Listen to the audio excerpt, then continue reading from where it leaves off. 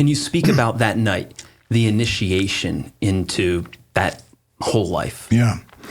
Well, for about 2.5 years, I was in kind of like a recruit period where I had to prove myself worthy, do anything and everything I was told to do. And then a Halloween night, 1975, was when I got the call, along with 5 other gentlemen. Halloween night. It was Halloween night. Was that on purpose? No, it was just a secure night. Everybody was trick-or-treating and we were doing something else. It's just random selection. And we walked into the room, 6 of us. It was late at night in a secure location in Brooklyn. And the boss was seated like the head of a horseshoe configuration, underboss consigliere, which is another official position, to his left and right. And all the capo regimes or captains were alongside of them. We had about 15 in our family at that point. And I walked down the aisle, stood in front of the boss, held out my hand. He took a knife, cut my finger. Some blood dropped on the floor. This is a blood oath. I cupped my hands. He took a picture of a saint. It was a Catholic altar card, put it on my hands, lit it aflame. Didn't hurt, it burned quickly. It was merely symbolic. He said something to me that night that I don't recall hearing ever in my life before. And I grew up as a Catholic. I went to Catholic school from kindergarten right through high school. I was an altar boy, the whole bit. But for me, Catholicism was more like a subject in school. I didn't understand, what a relationship with the Lord meant at that point. And when he said this to me, it was the first time I recall hearing it. He said, "Tonight, Michael Franzese, you are born again into a new life, into Cosa Nostra. Wow. Violate what you know about this life, betray your brothers, and you will die and burn in hell. Like the saint is burning in your hands. Do you accept?" Yes, I do. That's how it started for me. Born again. Yeah. Obviously, that is conversion in Christian language, but it seems a reverse of Christianity with the elements, blood, the saints, fire, and born again. Do you think that developed naturally, or do you think that was... Pastor, I had said this, as you know, I speak in churches throughout the world, actually, and I might have repeated this testimony hundreds of times. And I was at Beth Israel Temple in New Jersey. Pastor Jonathan Kahn, brilliant, scholar, biblical scholar. Love the guy.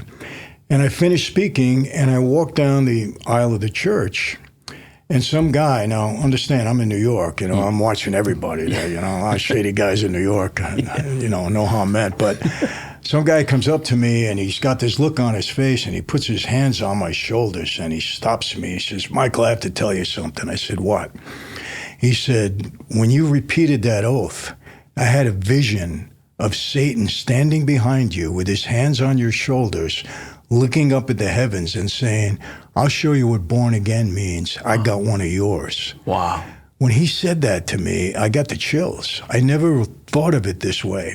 But then I started to think, and I believe, and I think I'm supported biblically by this, that the enemy has 2 real functions on earth.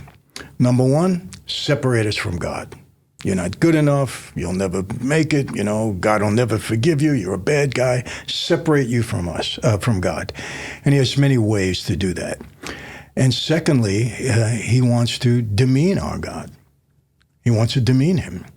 And, listen, when, he appeared to Jesus when Jesus was fasting 40 days and 40 nights 3 times. Mm-hmm. And what did he do the 3rd time? He showed him the beautiful vision of a city. He says, "Get on your knees and worship me, and all of this will be yours." Mm. He knew Jesus wasn't going for that.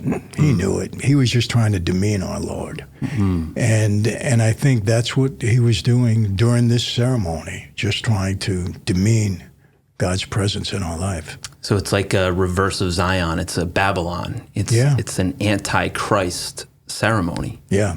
And yet you were redeemed by the blood and you were born again.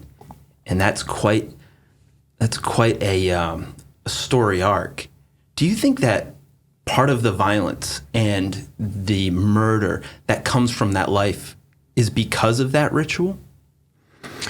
When you take the oath, a lot of people think that the oath of omerta is to lie, steal, kill, maim. That's not what it is.